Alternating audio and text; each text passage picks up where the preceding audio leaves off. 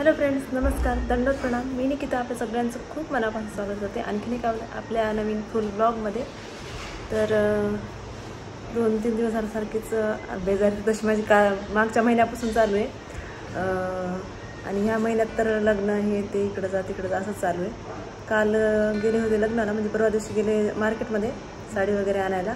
त्याचा ब्लॉग तर तुम्ही बघितलाच असेल साडीचा. आणि काल परत लग्नाला जावं लागलं, तिकडं गेले आणि तिकडून आल्याच्यानंतर आज ना पाहुणे येणार आहेत. तसं मूळ घेऊन परत दुसरं एक लग्नाचं मूळ आहे. तर त्यांच्यासाठी आता स्वयंपाक वगैरे करायचा आहे. आणि आणखीन पण लग्न आहेत बरेच. सो आता कुठं कुठं जाणं होतं आहे बघूया. आणि जे आता घरचं लग्न आहे त्याचं तर शॉपिंग चालूच आहे हळूहळू. परत मला ना ते एक जे साडी आणली होती ना त्याचं ब्लाऊज जे आहे ना ते कुरिअर करायचं आहे. ते पण आता आज होतं आहे का नाही ते बघूया.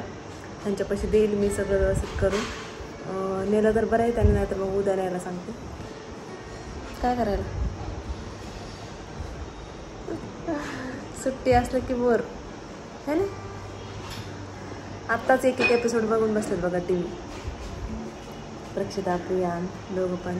आणि ना दोघायला ना आज पास्ता खायचा. मी पास्ता बनवणार आहे मस्त फर्स्ट टाइम.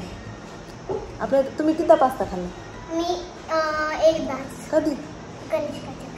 कनिष्काच्या घरी. तू? शौर्याच्या घरी. आपल्या घरी? आपल्या घरी किती दाखवलास? एकदा पण. फर्स्ट टाइमच बनणार आहे का? सो बघूया चला कसा होते. तर त्याची पण रेसिपी मी तुमच्या बघू. तर मीडियम बनवते ना, जास्त सपक बनलं तिखट पण. कुठली मॅगी? स्पायसी. तेलाच घ्यायला लावली. तर आज नाही, आता आज पास्ता बनवू. चला बघा आजचा व्हिडिओ छान असा. प्रक्षितासोबत. प्रक्षितानं गळ्यात गाठी घातली. बनवते दुपारी. आता सकाळचा स्वयंपाक होऊ दे, जेवण होऊ दे एकदा दुपारी. म्हणजे तेच दुपारचं बनवते ना मी 2-3 वाजता. तर आज मी आगारोची ही युनिक आणि वेगळी अशी कढई मागवलेली आहे, जी की दिसायलाच इतकी सुंदर आहे. बघू शकता तुम्ही. कढईसोबत आलेलं लीड, त्याचं हँडल, परत कढईचे हँडल आणि पूर्ण ओव्हरऑल लुक जे आहे किती छान आहे. तर याच्यामध्ये आपण व्हेज नॉन व्हेज कुठल्याही भाज्या किंवा डीप फ्राय सगळं करू शकतो. AG एम्पिरियर ग्रेनाइट नॉनस्टिक कढई, जी की ॲल्युमिनियमच्या बॉडीपासून बनलेली आहे. सोबतच नॉनस्टिक कोटेड आणि ग्रेनाइट फिनिशिंग आहे. याचं बूड तुम्ही बघू शकता एकसारखं आहे, ज्याच्यामुळे गॅसवरती किंवा इंडक्शनवरती आपण याचा वापर करू शकतो. आणि याचं बॉटम फ्लॅट असल्यामुळे आपण गॅसवरती एकदम व्यवस्थित सुद्धा ठेवू शकतो. सोबतच PFOA फ्री पॅन असल्यामुळे तेलाचा वापर सुद्धा आपण याच्यामध्ये कमी करू शकतो. म्हणजे कमी तेलातच आपण याच्यामध्ये जेवण बनवू शकतो आणि जेवणाची चव सुद्धा कमी होणार नाही. एकदम हेल्दी जेवण आपण याच्यामध्ये बनवू शकतो. आणि या कढईची कॅपॅसिटी आहे, म्हणजे प्रमाण आहे 3.8 लिटर, म्हणजे 3.5 लिटरच्या वरी. आणि कढईची जाडी आहे 28 सेंटीमीटर. तर किचनची शोभा वाढवणारी ही कढई मला तर खूप जास्त आवडली, कारण की बघितल्याच्या नंतर कोणी पण म्हणणार की कुठून घेतली म्हणून. इतकी सुंदर आहे दिसायला. आणि पदार्थाची चव न घालवता आपण याच्यामध्ये हेल्दी पदार्थ बनवू शकतो. तर चला आज एक छान अशी रेसिपी मी तुमच्यासोबत शेअर करते, जी की मी पण फर्स्ट टाइमच बनवणार आहे. बॉईल करायचं आणि याच्यामध्ये फ्राय करायचं, म्हणजे फोडणी द्यायचं. याच्यात तेल टाकल्यावर लय छान वाटते. कसं याच्यात काय त्याला चटकन ना? काय झालं? काय झालं? नाही झालं. आता करायचं.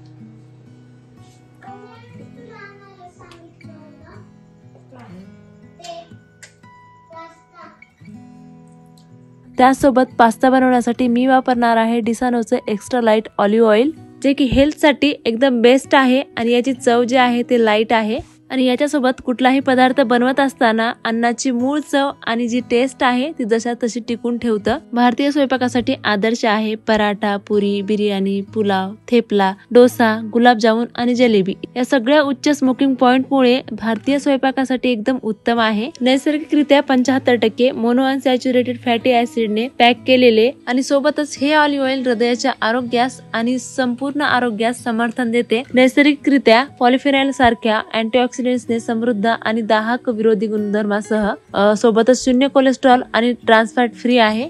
तर पास्ता बनवण्यासाठी मी इथे वापरणार आहे डिसानोचं सिम्पली हेल्दी डिलिशियस पास्तालिशियस, ज्याच्यामध्ये source of protein, 0 cholesterol, no trans fat, 100% गव्हापासून बनलेलं आहे. हे रव्यापासून, मैद्याचा याच्यात बिलकुल वापर नाही. त्यानंतर हेल्दी स्नॅक्स आणि सॅलडचा तुम्ही याच्यामध्ये वापर म्हणजे त्याच्यापासून बनवू शकता. कृत्रिम नॅचरल रंग आहे, नॅचरल चव आहे एकदम, आणि चवसुद्धा एकदम भारी यायची, छान लागते चवीला. तुम्हाला जर काही ऑनलाईन मागवायचं असेल तर ॲमेझॉनवरून तुम्ही मागवू शकता. चला आता आपण पास्ता बनवूया. तर हा आगारोचाच पॅन घेतला आहे मी इथे, त्याच्यामध्ये पाणी टाकलं आहे, थोडंसं मीठ टाकलं चवीनुसार, ऑलिव्ह ऑइल टाकून घेतलं 1 चमचा आणि पास्ता टाकून घेतला आहे.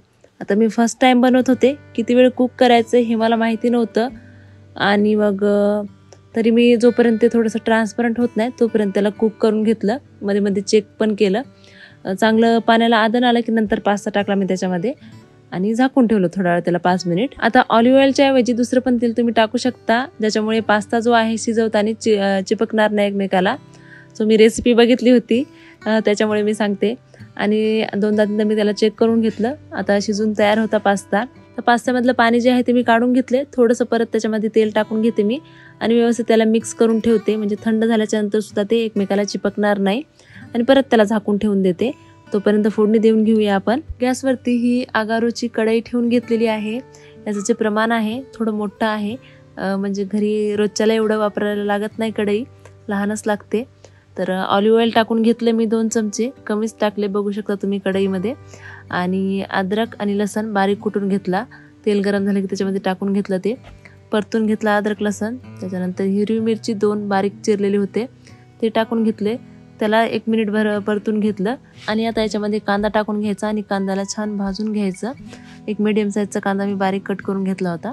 आता त्याला व्यवस्थित परतून घेते. त्याच्यानंतर 2 मीडियम साईजचे टोमॅटो मी मिक्सरला बारीक करून घेतले, त्याची प्युरी याच्यामध्ये टाकलेली आहे कांदा भाजल्याच्या नंतर. आता ह्या प्युरीला म्हणजे ह्या पूर्ण मसाल्याला तेल सुटेपर्यंत व्यवस्थित भाजून घ्यायचे.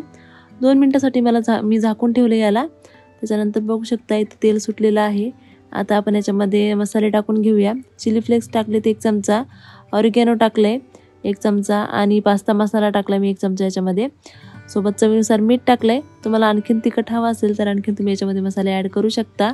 आता हे मी चीज टाकते, माझ्याकडे होतं म्हणून, ऑप्शनल आहे हे.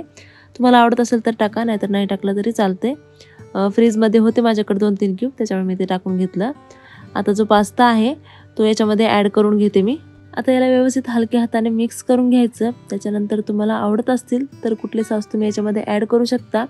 माझ्याकडे पिझ्झा पास्ता सॉस होता, सो ते ॲड केला याच्यामध्ये मी 2 चमचे, आणि टोमॅटो सॉस जे आहेत ते ॲड केला आहे, ज्याच्यामुळे पास्त्याला कलर पण छान येईल आणि टेस्टला पण छान लागेल. तर थोडासा व्हाईट दिसत होता, हे लाल पाहिजे होता, कलर तेवढा पाहिजे तसा लाल नाही आला. आणि आता बघा फायनल 2 मिनटं मी त्याला झाकून ठेवलं आहे आणि असा काय दिसतोय लास्टला. थोडीशी ग्रेव्ही याच्यामध्ये पाहिजे होती, पण ठीक आहे, टेस्टला ओके झाला होता. त्याच्यानंतर पास्ता संपला तेव्हा कढई बघा तुम्ही, त्याचा लूक जे आहे वाटतसुद्धा नाही की याच्यात काय केलं आहे म्हणून. मी घासली नाही, घासाच्या अगोदरचं त्याचं असं आहे. आणि आता मी सिंपल असं साध्या स्क्रबने जे आहे फक्त हलक्या हाताने एकदा त्याला घासून घेते. जे थोडासा राहिलेलं तेलकटपणा आहे ना ते सगळं निघून जाईल. तर बघा किती इझी टू क्लीन आहे, काहीच घासायची मेहनत नाही, फक्त हलक्या हाताने एकदा स्क्रब करून घ्यायचं आणि लगेच क्लीन होऊन जातं, काही त्याला चिपकत सुद्धा नाही. तर तुम्हाला जर काही कढई आवडली असेल तर नक्कीच तुम्ही सुद्धा एकदा यांच्या वेबसाईटवर व्हिजिट करा आणि नक्कीच असे छान छान भांडे ऑर्डर करा आणि मला कमेंटमध्ये कळवा की कसे वाटले तुम्हाला म्हणून.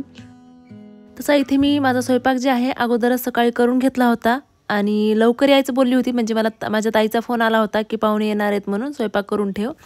तर मग स्वयंपाक माझा अगोदरच अर्धा झालेला, नंतर बाकीचा राहिलेला मी करून घेतलं, म्हणजे वरण भात हे लावून घेतलं. आणि लवकर येणार होते म्हणून मी काय केलं, वरण भात भाजीपोळी एवढंच केलं. पण त्याला येऊस्तरनं उशीर झाला, यायलेत म्हणून म्हणजे बाकीचे कामं जे आहेत ते तसेच राहू दिले मी. आणि मग आंबे पण आणले नव्हते, पण आणखीन जास्त उशीर झाला होता, त्याच्यामुळे मग मी काय म्हणलं मामाला, चला उशिराच येणार आहेत, मग रस पण करूया, म्हणजे थोडंसं गोडधोड पण होतं आहे. आणि मग मामाला ऐन वेळेला आंबे आणायला सांगितले. त्याच्यानंतर मग पाहुणे येऊन बसले होते, त्यावेळेला मग मी ते रस करायला घेतला, पटकन रस करून घेतला बाकीच्या गोष्टी तर झालेल्याच होत्या. भाजीमध्ये इथे आलूची मिक्स व्हेज भाजी केली होती आणि वरण इथे तिखट नव्हतं बनवलं मी, साधंच फोडणीचं दिलेलं कढीपत्ता मोहरी टाकून. तर मग इथे ताट वाढायची तयारी माझी चालू होती. प्रिया आणि प्रक्षिता दोघं पण इतके परेशान करत होते, म्हणजे कोणी आलं ना त्यांचा जास्तच गर्द चालू असतो, म्हणजे आपल्याला पण काही बोलता येत नाही आणि लेकरं पण त्यांचा गर्दा चालू ठेवतात. तर इथं दोघाला म्हणजे आवरत त्यांना मी गर्दा करत होते, म्हणजे की शांत बसा म्हणून. ते करत करत इकडं वाढायचं काम माझं चालू होतं आणि जवळपास 11 वाजल्यापासून सगळं रेडी होतं. म्हणजे वाट बघत होते मी की 11 11:30पर्यंत तरी येताल म्हणून पाहुणे, पण त्यांनी यायला मला वाटते 2:30 वाजलेच होते यायला, 2:30-3 वाजले होते. म्हणजे त्याच्यामुळे पूर्ण दिवस माझा किचनमध्येच गेला. वाट बघत बसते माणूस की यायलेत म्हणून. बाकीचे कामं जे आहेत ते तसंच राहू देते. व्हिडिओ पण मग माझा काय त्या दिवशी टाकणं नव्हता झाला, बाकीचेच हे आवरावरच करत होते मी. या सगळ्या घाईगडबडीत मला वाटलं नव्हतं की आजच पास्ता करायचं हे होईल. म्हणजे मी सुचवलं होतं लेकरांना की पास्ता करूया म्हणून. अगोदर ते 2-4 दिवस झाला माझ्या मागे लागले होते कर म्हणून, पण आज मी स्पेशली आपण स्वतःहून म्हणल्यावर कसं लेकरं आठवणीने म्हणतात की नाही कर म्हणून, तू म्हणली होतीस करते म्हणून. मला वाटलं नव्हतं की हे सगळं असं होईल म्हणून. पाहुणे वगैरे येतील आणि मग जेवणाला यायला उशीर होईल आणि त्याच्यानंतर परत मला पास्ता करावा लागेल, असंच झालं. आणि अख्खा दिवस मग माझा किचनमध्येच गेला. नेमकंच जेवण हे आवरले, पाहुणे हे गेले, माझं जेवण झालं की लगेच या दोघांनी चालू केले की पास्ता कर म्हणून. थोडंसं क्लिप जे आहे व्हिडिओची मागे पुढे झालेली आहे काय कारणामुळे, ते थोडंसं समजून घ्या. अगोदर मला रेसिपी टाकावं लागली आणि त्याच्यानंतर मग इथे जे सकाळी झालेलं आहे ते इथे मी दाखवलेलं आहे स्वयंपाक वगैरे. तर छान असे ताट वाढून झाले होते आणि त्याच्यामध्ये माझी प्रियानं इतकी छान हेल्प केली ना, म्हणजे त्याला हळूहळू मी अशी सवय लावते की कोणी आलं तर वाढत वगैरे जा. थोडासा कंटाळा करतो तो, पण कोणी आल्याच्यानंतर त्याला पण काही बोलता येत नाही, तर ऐकतो तो पण काम. आणि सगळं त्यानं म्हणजे 4 जणं जेवायला बसले होते, 2-3 जण पाहुणे आणि मामा एक, असे 4 जणं. तर तेवढ्याच 4 पण प्रियाने सगळं वाढू लागलं हे केलं लास्टपर्यंत. तर जेवण हे सगळे आवरले होते आणि प्रिया आणि प्रक्षिताचा मी जस्ट व्हिडिओ घेत होते, तितक्यात पाहुणे आले. म्हणजे मी त्यांचा व्हिडिओ नाही घेतला, पण त्यांचा आवाज रेकॉर्ड झाला आहे बघा, असं म्हणजे एक सहजच झाला, ते मी काही केलं नव्हता.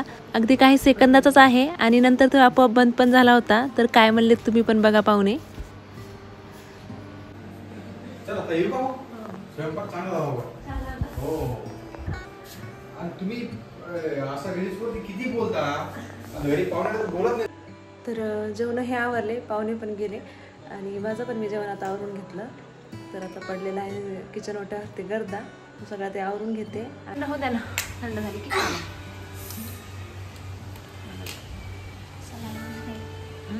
तिखट पास्ता पहिले कोणता खाल्लास आधी? तिनं खाल्लं बघ, कसं लागलंय? आवाज तर निघू दे ना. तर स्वयंपाकाचं हे सगळं सकाळी शूट केलेलं होतं आणि पास्ता त्याच्यानंतर केलेला. आता रेसिपी मी अगोदरच टाकली पास्त्याची, पण लेकरांनी खाल्लेला रिव्ह्यू वगैरे म्हणजे कशी टेस्ट झाली हे नंतर ॲड केलं मी. तर बाकी दोघांना पण आवडला, पण मला काही एवढा नाही आवडला, कारण की टेस्ट म्हणजे मी पहिल्यांदाच खाल्ला होता. आय थिंक मला वाटतं ते शिजण्यामध्ये थोडासा कमी पडला का काय कमी पडलं मला माहीत नाही, पण मला एवढा आवडला नाही ते पर्सनली. जसं की बरेच जण म्हणतात की पास्ता खूप छान वगैरे लागतो म्हणून, पण मला नाही आवडला पास्ता एवढा. आणि चला मग आजचा व्हिडिओ आता इथेच थांबवते. कसा वाटला व्हिडिओ आवडला असेल तर व्हिडिओला लाईक करा, शेअर करा. चॅनलवर नवीन असाल तर चॅनलला सबस्क्राईब करा. आणखीन छान छान कंटेंट घेऊन येणार आहे मी तुमच्यासोबत असेच व्हिडिओचे. सो तोपर्यंत बाय.